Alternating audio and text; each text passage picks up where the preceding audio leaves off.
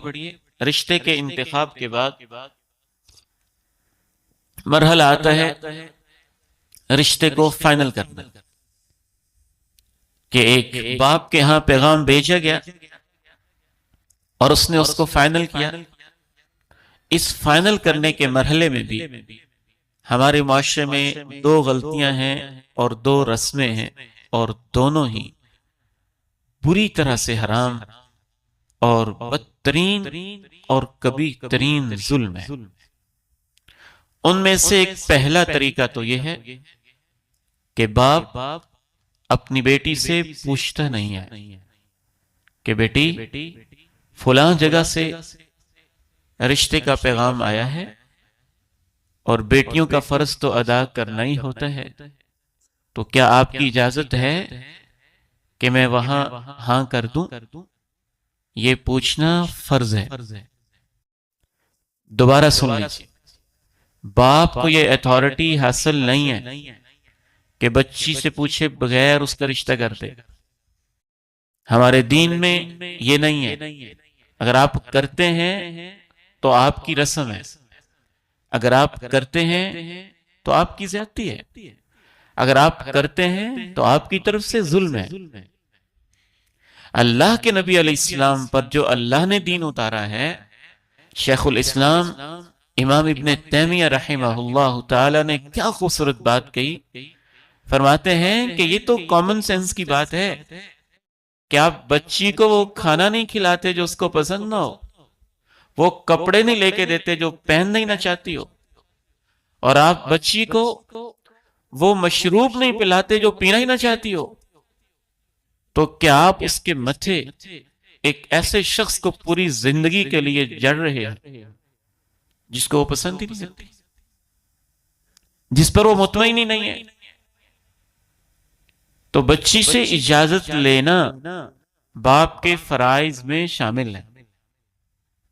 اگرچہ ہم اپنی بیٹیوں کو یقیناً یہ نصیحت کرتے ہیں کہ حقیقت تو یہ ہے کہ باپ سے زیادہ اپنی بیٹیوں کا خیر خواہ کوئی نہیں ہوتا ہے۔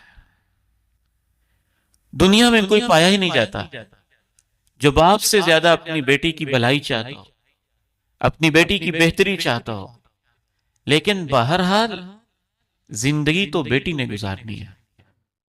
تو باپ صرف اس وجہ سے کہ وہ میرا بھانجا لگتا ہے، اس وجہ سے کہ میرا بھتیجا لگتا ہے، اس وجہ سے کہ اس کے ابو کے ساتھ میرا تعلق ہے، اس وجہ سے کہ بس مجھے پسند ہے، وہ پیشکش تو کر سکتا ہے، پرپوزل تو دے سکتا ہے، لیکن تھوپ نہیں سکتا، مسلط نہیں کر سکتا۔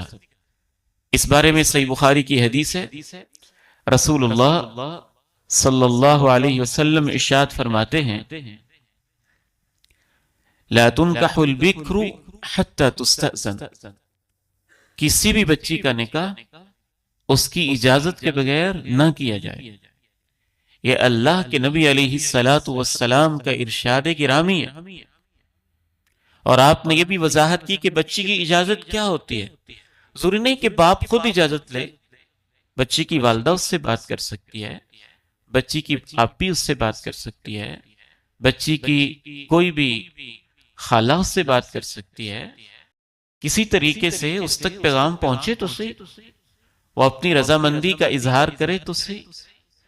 اگر وہ رضامند نہیں ہے، آپ اس کو کنوینس کر سکتے ہیں، قائل کر سکتے ہیں، سمجھا سکتے ہیں کہ بیٹی میں آپ کا باپ ہوں، میں آپ کی خیر خواہی کر رہا ہوں، اور اس میں یہ خیر کے پہلو پائے جاتے ہیں، فیوچر کو میں زیادہ بہتر سمجھتا ہوں، مستقبل میں کیا ضروریات ہوتی ہیں میں اس کو بہتر سمجھتا ہوں۔ اگر وہ قائل ہو جائے تو اچھی بات ہے۔ تو آپ نے ارشاد فرمایا کہ اس کا اجازت دینا یہی ہے کہ وہ خاموش رہے۔ ضروری نہیں ہے کہ وہ کہے ٹھیک ہے میں خوش ہوں، راضی ہوں، بچیاں شرم و حیا والی ہوتی ہیں۔ اگر وہ خاموش ہے تو یہی اس کی اجازت ہے، اور اگر وہ خاموش نہیں ہے، کسی وجہ سے اس نے اپنی والدہ کے ذریعے آپ کو پیغام دے دیا ہے کہ میں وہاں نہیں شادی کرنا چاہتی، پھر آپ اس کو سمجھا تو سکتے ہیں، کنوینس تو کر سکتے ہیں، لیکن زبردستی نہیں کر سکتے ہیں۔ سنن ابن ماجہ کی حدیث بھی سن لیجئے، رسول اللہ صلی اللہ علیہ وسلم تشریف فرما ہے اور امت کی ایک بیٹی آتی ہے اور اللہ کے نبی علیہ الصلاۃ والسلام سے آ کے عرض کرتی ہے کہ اللہ کے پیارے نبی صلی اللہ علیہ وسلم، میرے باپ نے میری شادی کر دی ہے،